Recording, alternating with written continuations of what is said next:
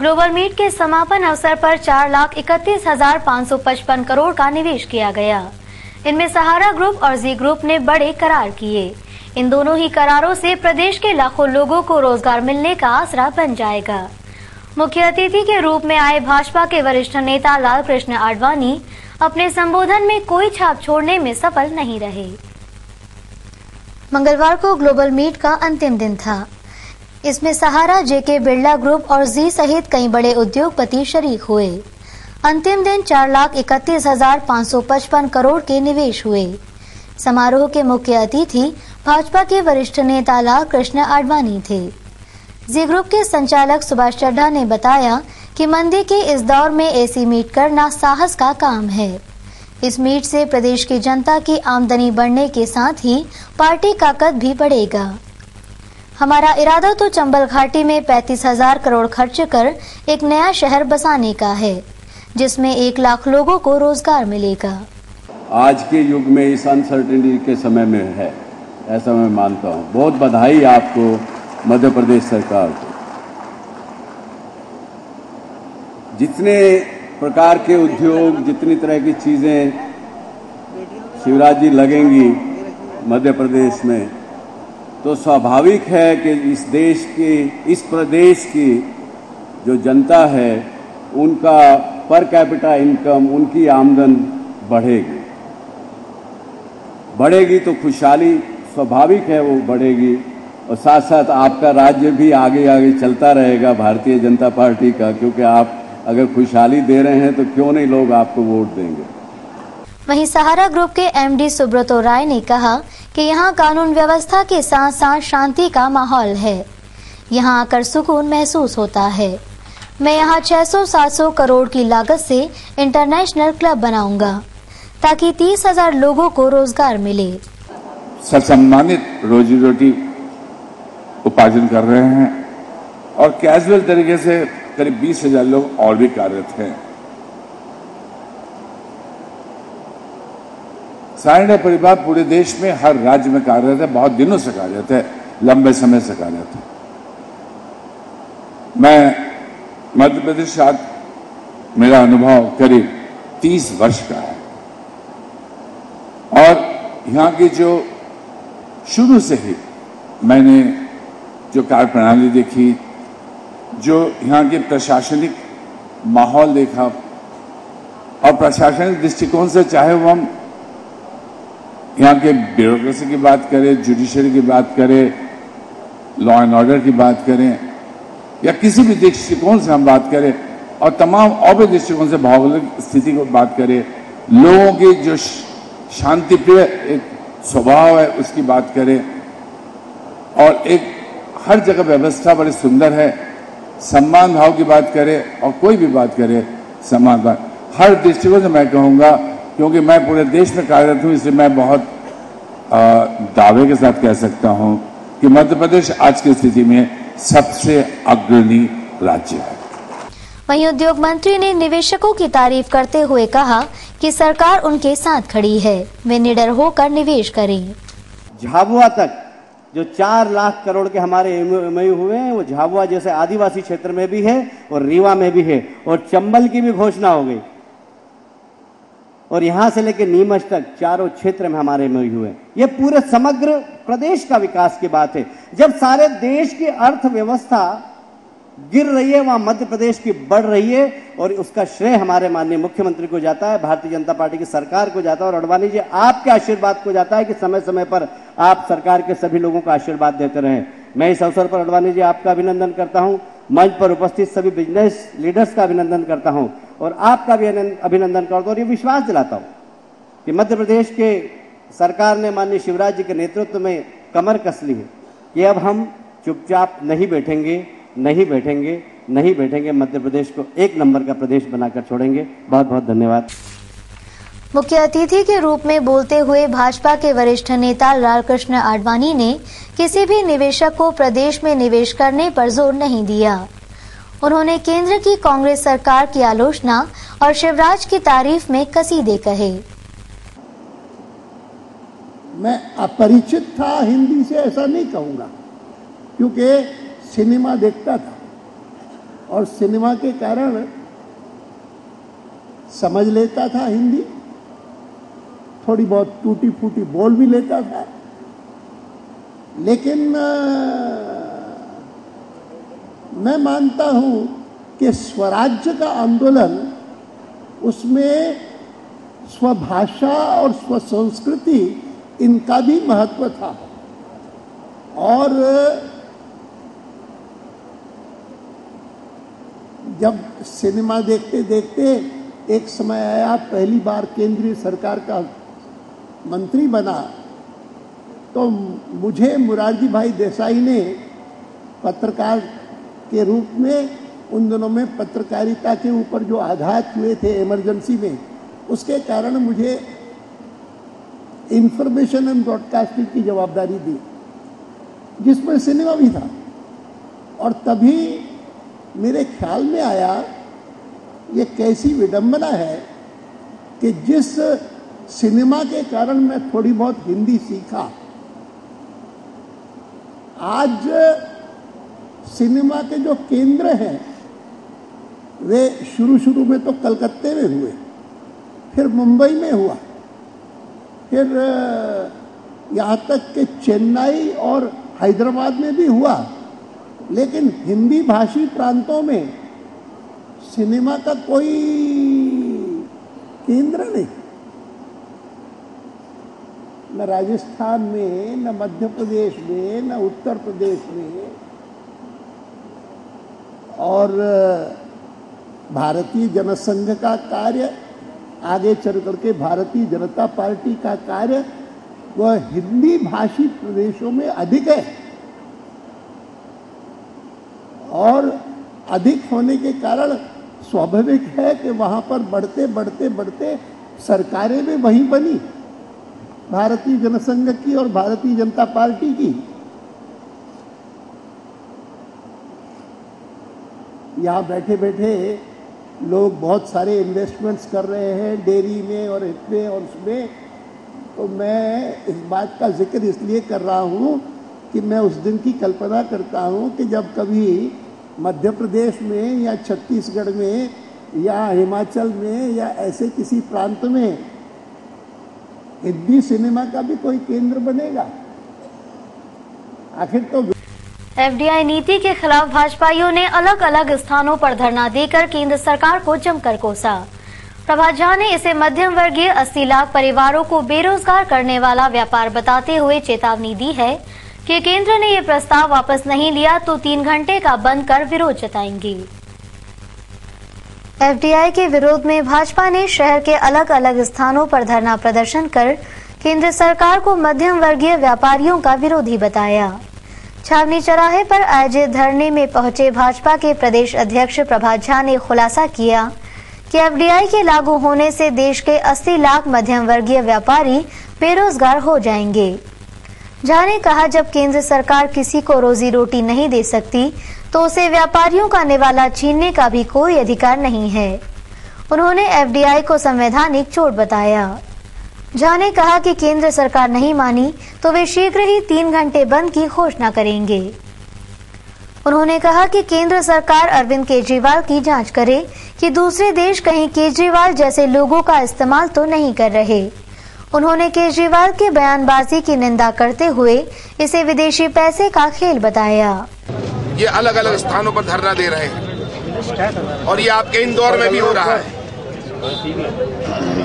हम खुदरा व्यापार के में जो एफडीआई लाया जा रहा है उसके विरोध में ये धरना दे रहे हैं। जैसा हमारे गोपी भाई ने कहा कि 1000 से अधिक स्थानों पर ये ठेले वाले की लड़ाई, ये खोमचे वाले की लड़ाई लड़ी जा रही है।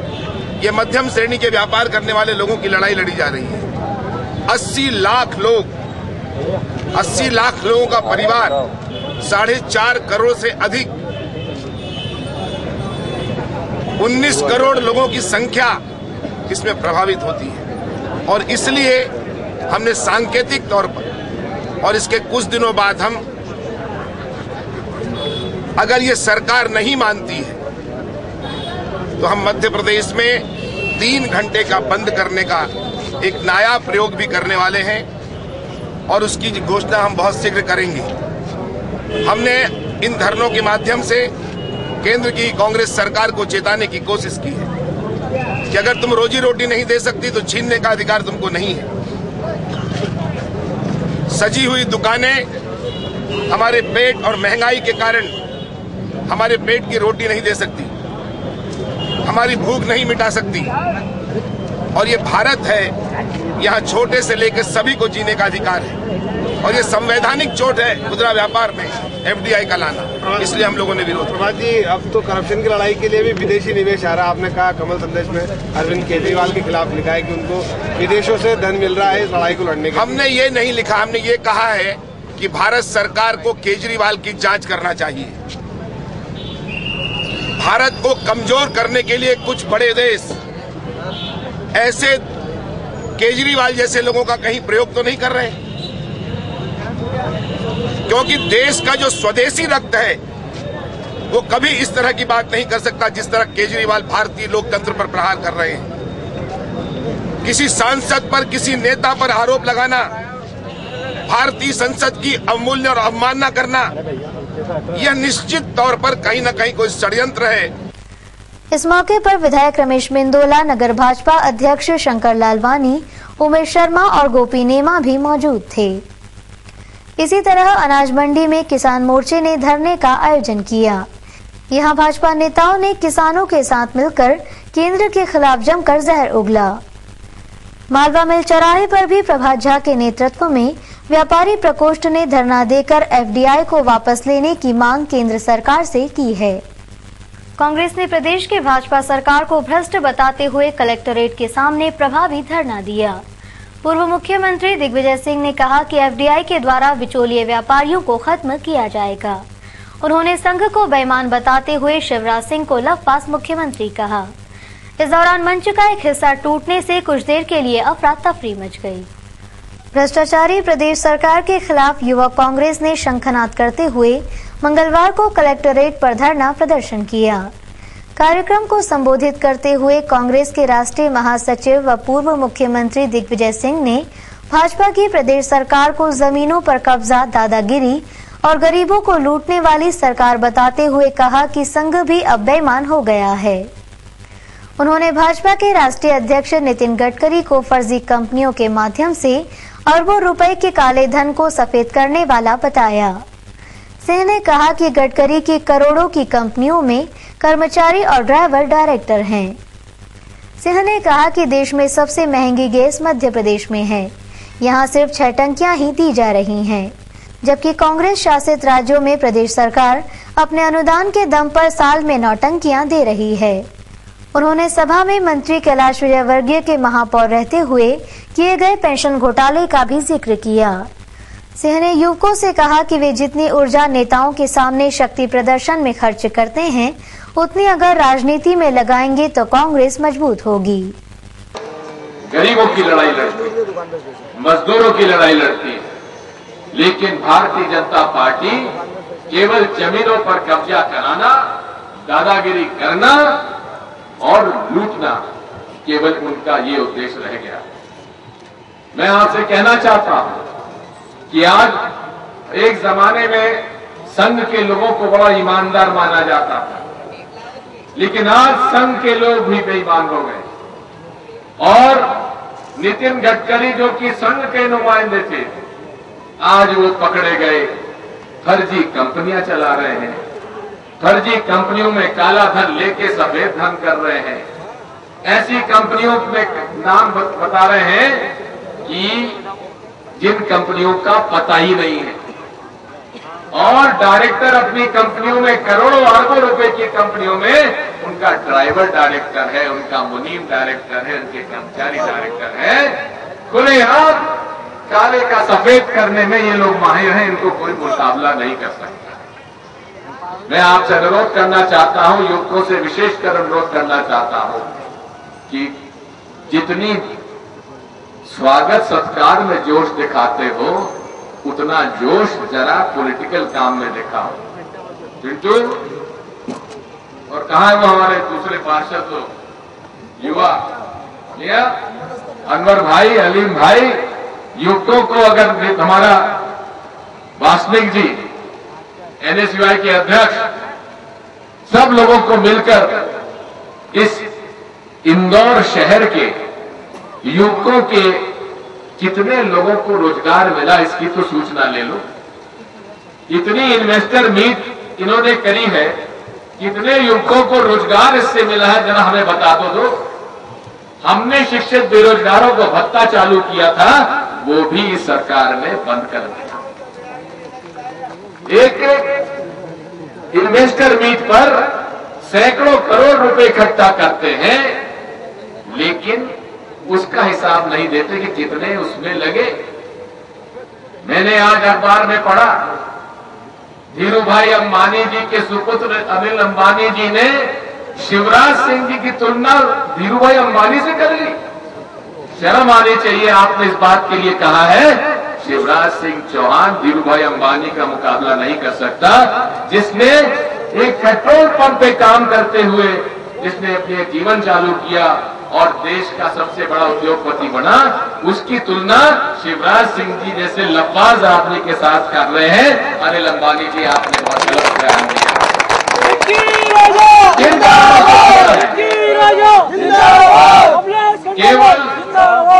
केवल यहाँ के नैसर्गिक साधनों का दोहन वे कर सके। इस दौरान प्रदेश कांग्रेस अध्यक्ष कांतिलाल भूरिया, प्रदेश महिला कांग्रेस अध्यक्ष अर्चना जायसवाल, शहर अध्यक्ष प्रमोद टंडन सहित अन्य नेताओं ने भी धरने को संबोधित किया। जब वरिष्ठ नेता मंच पर मौजूद थे तब मंच के बीच का हिस्सा टूटने से अफरा तफरी मच गई। संयोग से इस दौरान किसी को चोट नहीं आई। अंत में यूथ कांग्रेस अध्यक्ष पिंटू जोशी ने सभी का आभार माना। धरना स्थल पोस्टर्स और बैनर से पटा पड़ा था। कांग्रेस के छोटे बड़े नेताओं का आयोजन किसी शक्ति प्रदर्शन से कम नहीं था। इन पोस्टर्स पर प्रदेश सरकार की आलोचना तो कम, वहीं कांग्रेसियों का बखान ज्यादा नजर आ रहा था। एमवाय अस्पताल परिसर के पोस्टमार्टम रूम के पीछे सफाई के दौरान एक रिवॉल्वर मिलने से सनसनी फैल गई।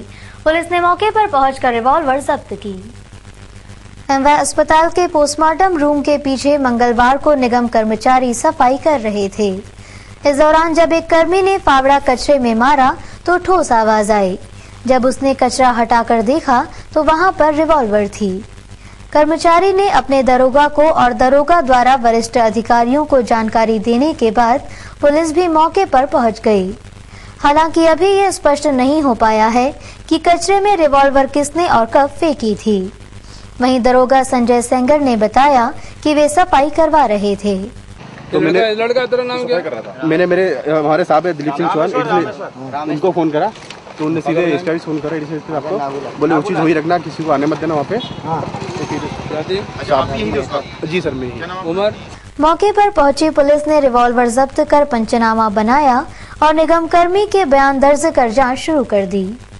पूर्व मुख्यमंत्री दिग्विजय सिंह का एयरपोर्ट के बाहर रास्ता देख रहे पूर्व मंत्री महेश जोशी उनसे मिले बिना ही चले गए। जोशी ने एसडीएम को एक चिट्ठी सौंपकर दिग्गी को देने को कहा और वहां से रवाना हो गए। कांग्रेस के राष्ट्रीय महासचिव दिग्विजय सिंह के खासम खास माने जाने वाले पूर्व मंत्री महेश जोशी मंगलवार सुबह दिग्गी से मिलने एयरपोर्ट पहुंचे। जब काफी देर तक दिग्गी एयरपोर्ट से बाहर नहीं आए तो उनका बेसब्री से इंतजार कर रहे महेश जोशी शायद नाराज हो गए। जोशी ने एसडीएम बीबीएस तोमर को एक चिट्ठी थमाई और ये कहकर चलते बने कि जब राजा साहब बाहर आए तो उन्हें दे देना। इस दौरान दिग्गी ने पत्रकारों के सवालों का जवाब देते हुए कहा कि मुख्यमंत्री चौहान तो घोषणा मंत्री हैं।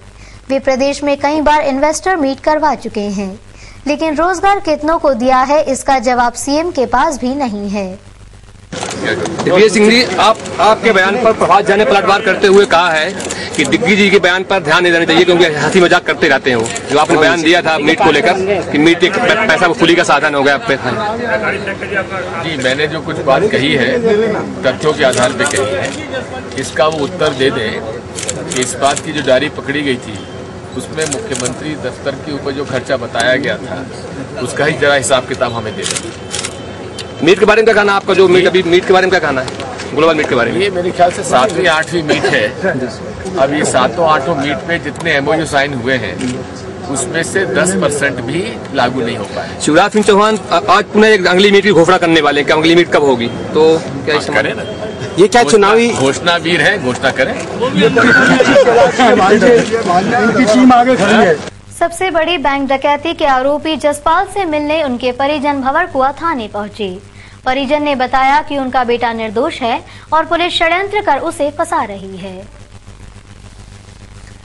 इंदौर की 3 बड़ी बैंक डकैतियों में शामिल एक आरोपी जसपाल निवासी बहेड़ी से मिलने मंगलवार को उसके पिता और चाचा पहुंचे। बरेली से इंदौर आकर भंवरकुआ थाना पहुंचे जसपाल के पिता बाज सिंह और चाचा के साथ एक युवक भी था। परिजन ने बताया कि जसपाल का बैंक डकैती से कोई लेना देना नहीं है, उसे पुलिस ने जबरन फंसाया है। यूपी निवासी परिजन पंजाबी भाषा में ही बात कर रहे थे, उन्हें ठीक से हिंदी नहीं आती है। हालांकि पुलिस ने उन्हें जसपाल से मिलने नहीं दिया। पुलिस की माने तो बैंक डकैती में शामिल विक्की और जसपाल ने पुलिस को अहम जानकारी दी है। उसी के आधार पर पुलिस साक्ष्य जुटाने का प्रयास कर रही है। ग्लोबल इन्वेस्टर मीट में आए मेहमानों के लिए सोमवार रात रीजनल पार्क में गीत संगीत की महफिल सजाई गई। यहाँ मालवी संगीत के साथ ही निमाड़ी नृत्य का भी आयोजन प्रदेश सरकार ने किया। सुर और संगीत के बीच ही शहर में आए मेहमानों ने रात्रि भोज का भी लुत्फ उठाया। ग्लोबल इन्वेस्टर्स मीट में दूसरे दिन लाखों करोड़ों रुपए के MOU साइन हुए। प्रदेश के मुखिया के चेहरे पर इस बात की खुशी साफ दिखाई दी जब वो रात को रीजनल पार्क पहुंचे। दरअसल मेहमानों के लिए रात्रि भोज की व्यवस्था सोमवार रात यहां की गई थी। प्रदेश सरकार ने ये बता दिया कि मेहमान नवाजी किसे कहते हैं। 4 अलग अलग मंच यहाँ गीत संगीत की प्रस्तुति के लिए बने हुए थे। एक पर पंडित रामकृष्ण चौधरी और उनके साथियों ने शहनाई पर राग यमन प्रस्तुत कर प्रदेश के मुखिया और सभी लोगों का दिल जीता। वहीं दूसरे पर खंडवा के कलाकारों ने गणगौर नृत्य प्रस्तुत कर सभी को निमाड़ की संस्कृति से रूबरू कराया। इसी तरह की प्रस्तुतियां बाकी 2 अन्य मंच पर भी की गई। एक पर जहां राग तिलगन्य सुनाई दिया तो दूसरे पर प्रदेश गान हुए और आकर्षक नृत्य की प्रस्तुति हुई। मेहमानों के साथ ही प्रदेश के मुखिया और उनकी पत्नी ने न केवल इनका आनंद लिया बल्कि कलाकारों का सम्मान भी किया। इस आयोजन के दौरान जो आतिशबाजी हुई उसने ऐसा समा बांध दिया था मानो दिवाली ही आ गई हो। आकाश में फूटते पटाखों ने सुरमई रात को सतरंगी बना दिया था।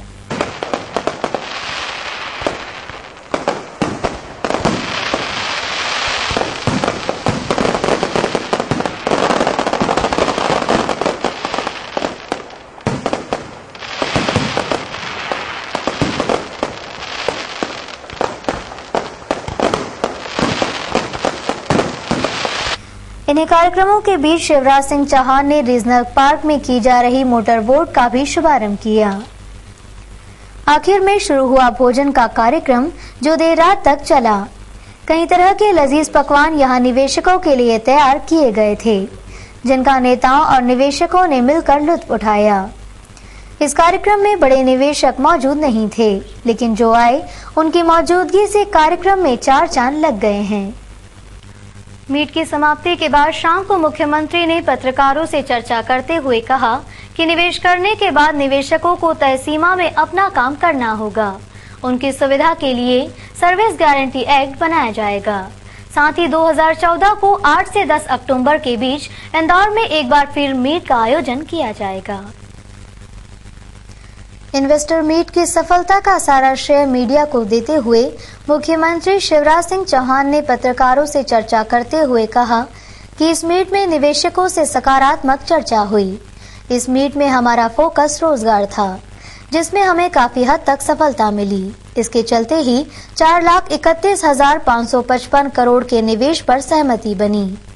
इन निवेशों से प्रत्यक्ष और अप्रत्यक्ष रूप से लाखों लोगों को रोजगार मिलेगा।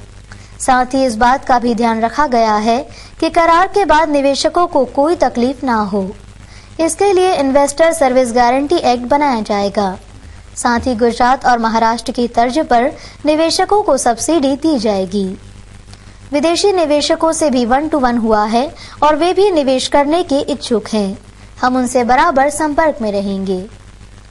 लेकिन हम तो 2 साल पहले ये तय कर चुके थे कि हम ग्लोबल इन्वेस्टर समिट करेंगे। और पहले दिन से ही जो हमने लघु मध्यम और सूक्ष्म उद्योगों के लिए जो पहले दिन का समिट किया था, उसमें उमड़ के जैसे हमारे प्रदेश के छोटे लघु उद्यमी आए, उसी से इसकी सफलता तय हो गई थी। और वो माहौल लगातार तीनों दिन आपके सामने है, मुझे उसके बारे में कुछ नहीं कहना है। हमने फोकस किया था इसको रोजगार पर। पहले भी मीडिया के मित्र पूछते थे कि बताइए कितने के एमओयू साइन होंगे। हमने हमेशा ये कहा कि कितने एमओयू साइन होते हैं ये इसका लक्ष्य नहीं है। हमारी कोशिश दो है, एक निवेश के पक्ष में सकारात्मक माहौल बने, और दूसरे अगर हम फोकस करें तो रोजगार के कितने अवसर सृजित होते हैं इस पर हम फोकस करें। अभी सीएस ने समापन सत्र में अपने प्रेजेंटेशन में आपको कुछ आंकड़े बताए थे, लेकिन तब से लेकर लगातार ये आंकड़े बढ़ते जा रहे हैं, क्योंकि तैयारी ऐसी नहीं हुई कि जो आ रहे हैं वो तैयारी करके आए। यहाँ का माहौल ऐसा था कि आने के बाद लोग अपने आप भी तैयार हो गए कि नहीं, हमको तो कुछ ना कुछ यहाँ करना है। और इसलिए अभी जो मेरे पास आंकड़े हैं वो मैं आपके समक्ष रखना चाहूँगा। एक तो इन्वेस्टमेंट के जो प्रपोजल जिसके लिए साइन हुआ है, वो प्रपोजल हमारे पास अब हुए हैं 3,56,555 करोड़ रुपए के। इससे डायरेक्ट एम्प्लॉयमेंट, क्योंकि हमारी चिंता ये थी, हमने हमेशा जोड़ के रखा था कि रोजगार कितने लोगों को मिलेगा। इससे डायरेक्ट रोजगार मिलेगा 6,35,727, 6,35,727। लेकिन इससे इनडायरेक्ट एम्प्लॉयमेंट जो नौजवानों को मिलेगा वो है 14,53,314, 14,53,341। लेकिन अभी ये सिलसिला जारी है।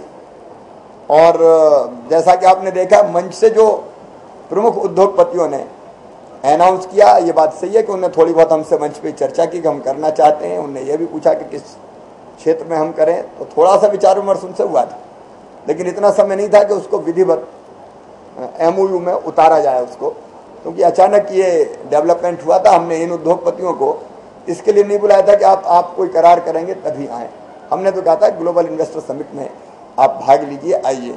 और इसलिए वो जो सारे प्रपोजल्स जो आज मंच से हुए हैं या कल मंच से हुए हैं, उनको अगर हम जोड़ लें तो ये होता है कुल मिला के 4,31,555 करोड़, 4,31,555 करोड़ रुपए के निवेश के यहाँ आप ये आइए कि प्रपोजल्स ऐसे हैं कि जिस पर कमिटमेंट किया गया है। बाद में जो रोजगार जिसकी बात की कि हम चंबल में एक अलग शहर बनाएंगे, या जैसा कहा कि यहाँ होटल का निर्माण किया जाएगा, या बाकी क्षेत्रों की भी जो बात की कुमार मंगलम बिरला जी ने, वो टेक्सटाइल के क्षेत्र में करना चाहते हैं, सीमेंट के क्षेत्र में करना चाहते हैं, फिर एक इस मामले में वो और करना चाहते हैं कैसे स्किल्ड मैन पावर तैयार की जाए। तो ये सब मिला के 4,31,555 करोड़ के हमारे पास निवेश के कमिटमेंट है, जो बाद में जो चूंकि मन से अनाउंस हुए थे उनको भी अगर रोजगार के अंदर लाया जाए, कितने रोजगार के अवसर सृजित होंगे, तो ये लगभग 2.5 लाख प्रत्यक्ष रूप से और लगभग 5 लाख अप्रत्यक्ष रूप से रोजगार के अवसर सृजित होंगे। लेकिन मैं ये मानता हूं कि ये एमओयू हो गए और हम अब संतुष्ट होकर बैठ जाएं। मैं जैसा मैंने मन से भी कहा था, मैं मानता हूं असली परीक्षा अब है कि हम जो साइन किए हैं या जो कमिटमेंट हुए हैं उसको हम जमीन पर उतारें। जो बाधाएं आती है उनके बारे में जब हमने विचार किया तो प्रमुख रूप से एक ये होती है कि निश्चित समय सीमा में लोगों के क्लियरेंस हो जाएं, लोगों को स्वीकृतियां मिल जाए। पिछले दिनों जो एनवायरनमेंट सुधरा है उसमें काफ़ी कोशिश हमने की है। मैं खुद भी हर सोमवार को बैठता हूँ, उद्योग मंत्री बैठते हैं, सीएस बैठते हैं, एसीएस बैठते हैं, पूरी टीम बैठती है। और इसलिए आज हर कहीं ये सुनाई देगा कि मध्य प्रदेश में माहौल बहुत अच्छा है निवेश के लिए, कोई कठिनाई हमको नहीं होती। ये व्यक्तिगत चर्चा में भी बताया, लेकिन फिर भी मुझे लगता है कि कुछ सुधार करने की आवश्यकता है। मैंने उद्योगपतियों से भी कहा है कि ये MOU कागज का टुकड़ा नहीं, हमारे लिए वचन पत्र है। ऐसा नहीं कि आज आपने किया और उसके बाद फिर चले गए। हमने कहा कि आप नहीं मिलोगे तो हम नहीं छोड़ेंगे, क्योंकि ये द्विपक्षीय समझौता है। और इसलिए हमने ये भी तय किया है कि ये सोमवार को तो मैं बैठूंगा ही, बुधवार को पूरे दिन उद्योग मंत्री, ACS इंडस्ट्री और उनके साथ पूरी टीम, क्योंकि अब संख्या बहुत ज़्यादा हो गई तो 1 घंटा बैठने से काम नहीं चलेगा, ये बैठेंगे। लेकिन इसके साथ साथ हमने जैसे public service delivery guarantee act बनाया, वैसे ही हमने तय किया इन्वेस्टर सर्विस गारंटी योजना। इसमें 1 महीने के अंदर, आपके सामने इसलिए कह रहा हूं कि 1 महीने का कमिटमेंट आप भी ध्यान दिलाते रहेंगे। 1 महीने के अंदर हम कौन सा स्वीकृति कितने दिन में होगी और कौन करेगा, इसको हम तय कर लेंगे। और इसको उद्योगपतियों के पास भी, ऑनलाइन भी, वेबसाइट पर भी, सब माध्यमों से डाल दिया जाएगा। शर्त एक पात्रता हो, कोई अपात्र और कहे कि मेरा क्लियरेंस करो तो वो तो संभव नहीं है। पात्रता है तो निश्चित समय सीमा के अंदर क्लियरेंस हो जाए, स्वीकृतियां मिल जाए, ताकि वो तेजी से और जल्दी आगे बढ़े।